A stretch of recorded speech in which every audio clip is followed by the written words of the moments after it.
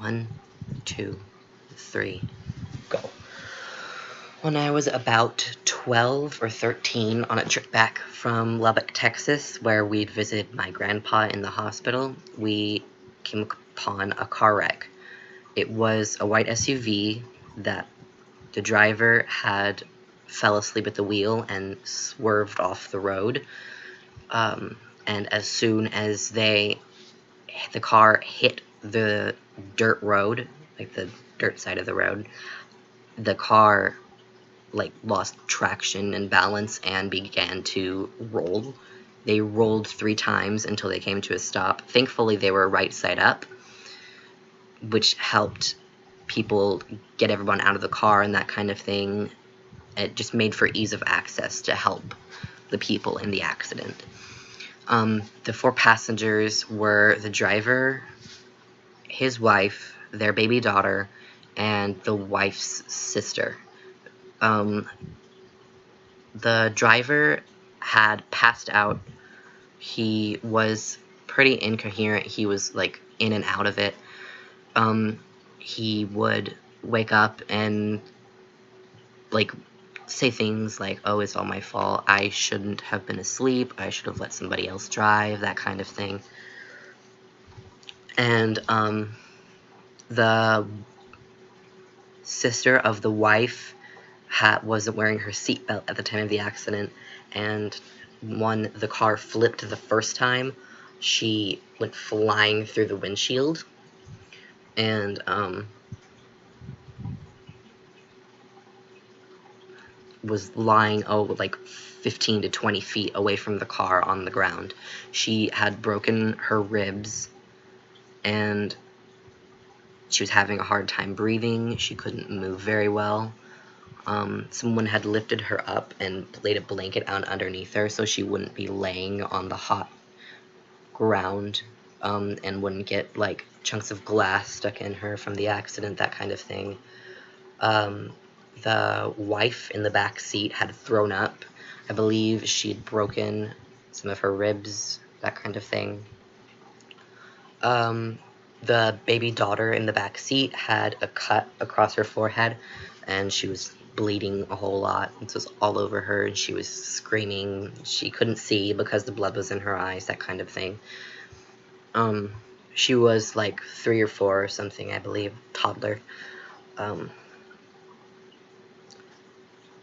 A bunch of people had pulled off the side of the road at the time of the accident to try to help and that kind of thing, to render aid, but none of them were medical professionals. One of them was a restaurant manager, and he had CPR training. I don't know why he thought to mention that. I guess that's the way people behave in accidents. When they think they may be able to help at all, they just offer help. My mom is an ER nurse. She has been a nurse in general for about 10 years or so, and a ER nurse for about 5 years. She always carries emergency supplies with her whenever we go anywhere. She has a first aid kit when we go on vacation, that kind of thing. And when she saw the accident, she immediately pulled off the side of the road and did whatever she could to help. My dad told me to stay in the car so I wouldn't step in any glass or get hurt myself. I think they were more afraid I would be in the way because I didn't know how to help at that age. I don't even know how I would have helped now if that would happen today. The baby's car seat had gotten jammed. They couldn't get her out of the car seat. They were going to have to wait for emergency services to cut her free. My dad is really good with kids. He is a very funny guy and likes to make people laugh.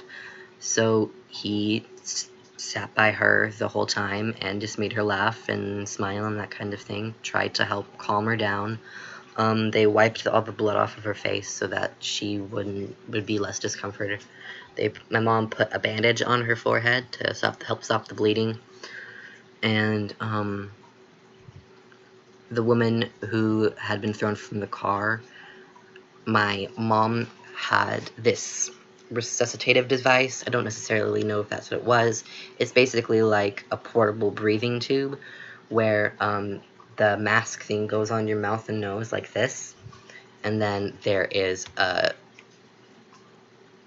balloon sort of device that you press down on, and it pushes air into the person's lungs so they have an easier time breathing. And my mom gave it to one of the people who had pulled off the road to help, and told them to hold it over her mouth and to pump the breathing device so that she could have an easier time breathing. The man and the wife who barfed, they cleaned her up. They cleaned all the vomit off of her. They took her seatbelt off and sat her down outside of the car so that she wouldn't have very much pressure on her ribs. And the father, who was in and out of passing out, they gave him some water so that he would be hydrated because he just passed out. When emergency services arrived, it was about 2 hours after the accident. There were 2 care flight helicopters, 1 ambulance, a fire truck, and lots of police officers. It was honestly really terrifying because the whole time I didn't really know what was going on. I didn't know if everyone was okay. I thought when we got there that the woman who'd been thrown from the car was dead.